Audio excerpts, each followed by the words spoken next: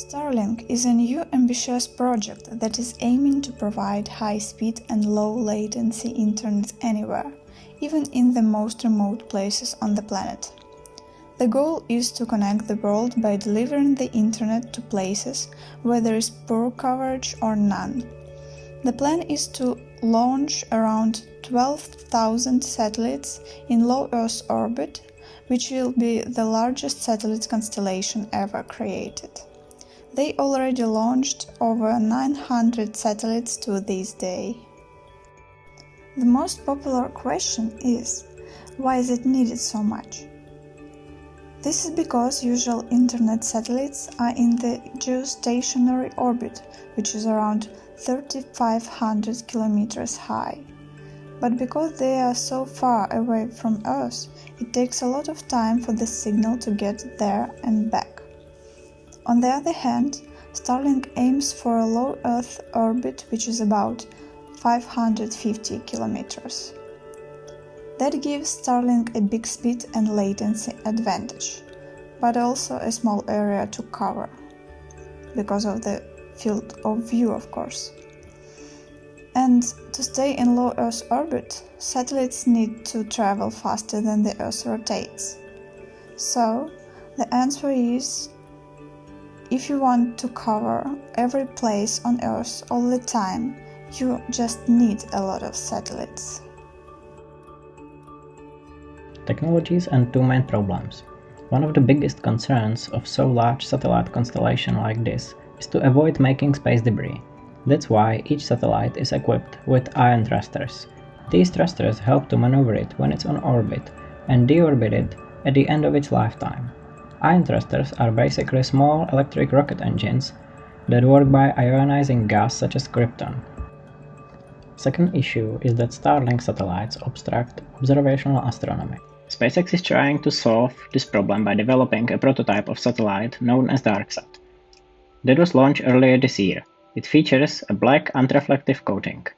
Recent ground observations of DarkSat satellites in orbit found that it is half as bright as a normal Starlink satellite, which is a great improvement, but still far from what astronomers say is needed. Satellites are also able to avoid other objects and satellites in their orbit by moving out of their way and avoiding collisions. Satellites communicate with each other using 5 lasers. Light travels much faster in the vacuum of space than in a fiberglass optic cable on Earth. For communication with clients on the ground, they use pizza box-sized terminal, which is phased array antenna. That means that it can direct a signal without moving parts to keep up with moving satellites on orbit. When the constellation will be fully operational, one of the biggest advantages will be latency.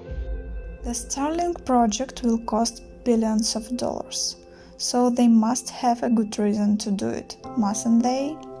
But I would like to mention that the project has one big advantage, because its parent company is SpaceX and they have a really cheap way to orbit. Starlink had the potential to generate a large stream of revenue for SpaceX. It promises to connect another half of the population to the internet in developing countries without other services. For now, the price of the terminal is $500, but they are working to bring the cost down, so even users in developing countries can afford it. And the project will be really interesting for the financial industry because of the low latency.